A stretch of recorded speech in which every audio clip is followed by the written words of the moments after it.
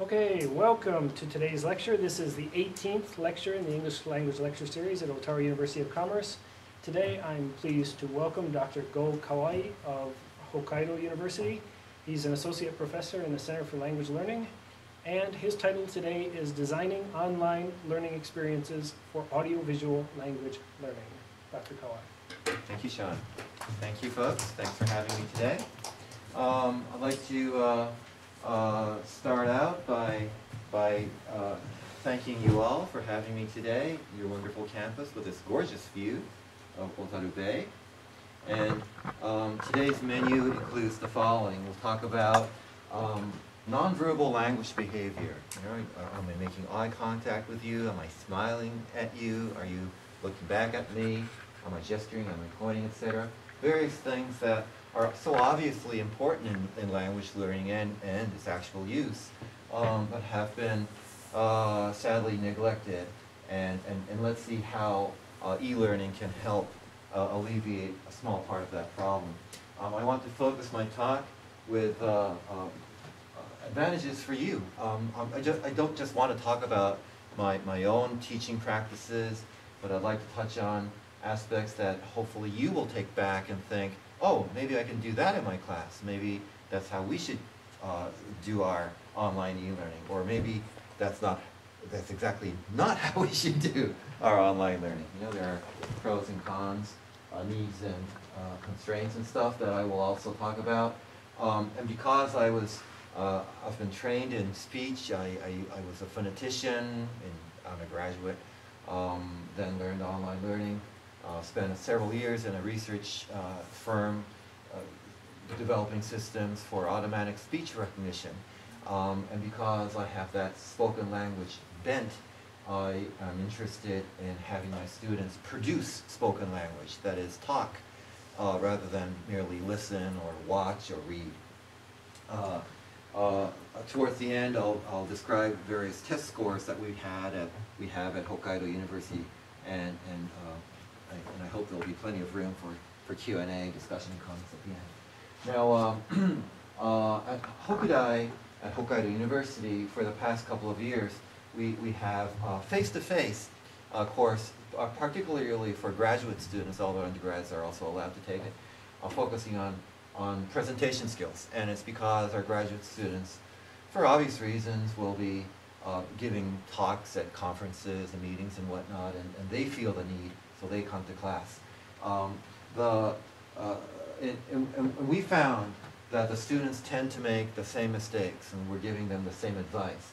Are you facing your audience instead of looking at the screen? You know, am I making contact as opposed to reading my script? Are my hands out of my pockets or whatever? Et cetera, et cetera, et cetera. Now, these are things that we hope our students could learn out of class as assignments, so when they come to class, they'll be detrained from that behavior.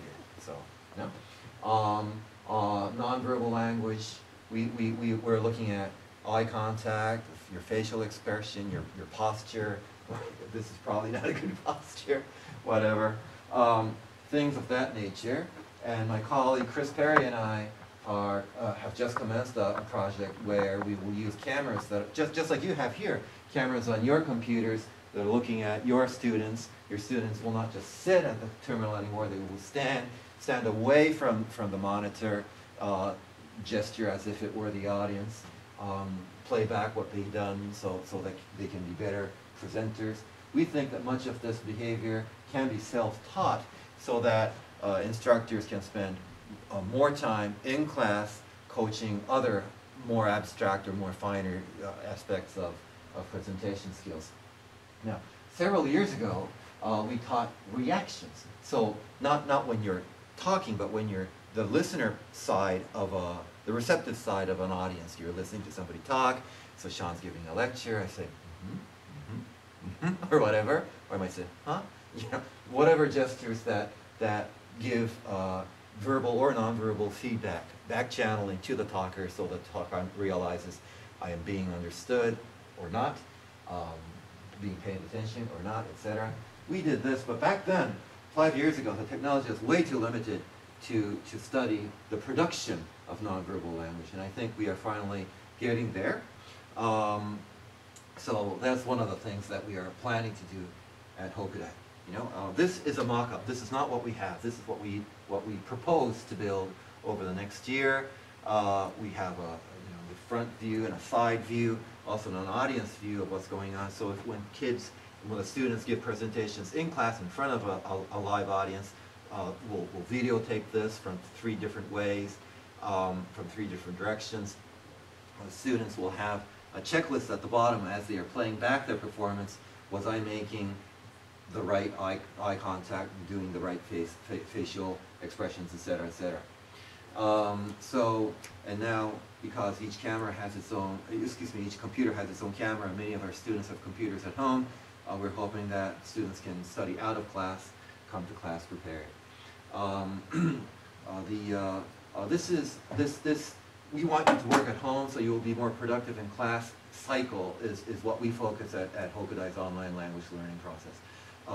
We prefer our in-class teaching to be more valuable. In fact, it's better done in a non-computer classroom because computers, in our minds, are better studied self-paced, on your own, maybe outside of class, maybe at home, etc. Anyway, but that's what that's one of the plans that we have. Here we have another mock-up of technology that we are currently using. We want our students to produce, say, more expressive language. You know, so I'm walking out of the building, you know, Shawn has forgotten where he's parked his car. I don't know what he drives. Is it that blue car over there? No, it's that gray car, you know? Is it that 2-door sedan? No, it's that 4-door sedan, whatever, you know? So you add focus and you say, you raise the part that you want to contrast.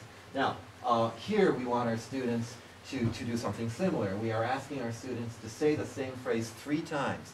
Why 3? Well, for this particular purpose, we want our students to produce speech multiple times so that they can discern the similarities across multiple instances of their speech. These are pitch tracks, that is an estimate of the frequency of your vocal fold vibrations. It corresponds with the height of your voice, your intonation. So when you compare that with a teacher's model, you can say, mine's pretty flat, huh? So you can say, maybe I said, is it that blue car? You know, right? Which probably Shawn wouldn't even bother to respond. So we want our students to produce more expressive speech. By the way, because I should ask this, how many of you are language teachers? Could I see a show of hands? 2, 3, okay. What are the rest of you? Are you students? Okay. And faculty? Okay, very well. Okay, just so you know, and because we have sort of a wider range, should I say, not a very wide, but a wide range of generations here. When I was growing up, we had these language laboratories where you had a cassette tape, you would hear the teacher, you would say the phrase, you would rewind the tape and play it back and compare, you know. That is that red car. That is the red car, et cetera, et cetera.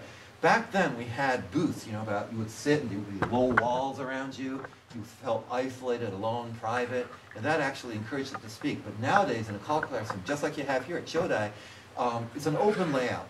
So at my school and all the other schools I've visited, the students become very self-conscious. They do not want to talk out. They don't want to speak out. They don't want to talk in class because, I don't know, it's like, it's not private. It's too public for them. So it's very hazakashi, moji moji kind of thing. And so, although the technology clearly exists for us to record speech, to analyze, spit it back, compare it against a native model, et cetera, et cetera, et cetera, the high schools that I've visited, the colleges that I've visited, not a single one had a spoken language activity. And in fact, at Hokkaido University, I am getting responses from students saying, I heard my own voice for the first time in my life.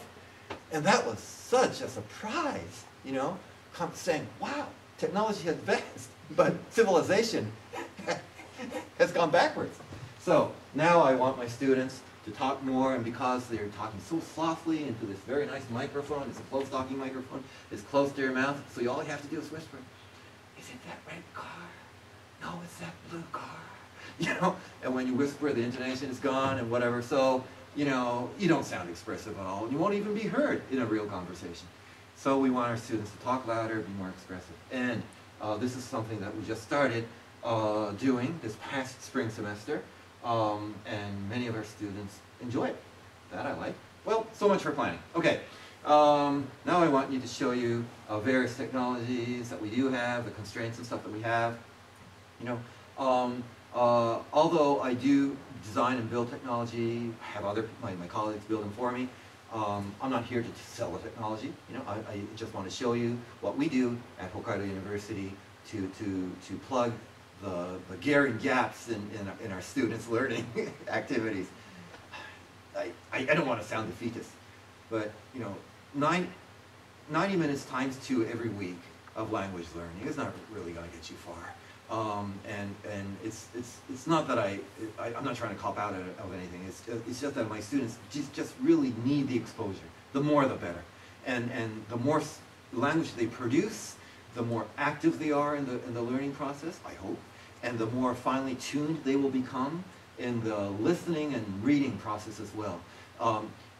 For instance, those of you who are perhaps students practicing writing academic English, perhaps, might notice that you are now reading academic journals faster than before, because now that you understand the structure of your documents, you can skim faster because you know that this block says this, and the important parts are laid out in such a way. And now because you realize how you cook your dishes, when you look at a dish, you know, oh, these are the fancy parts and I can ignore the rest if I'm not that too hungry, kind of thing.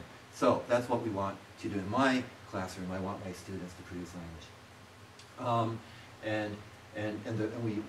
We design the technology, we deploy the technology depending on what we want our students to do. See, so instead of just buying this fancy gizmo and saying, wow, okay, let's try them all.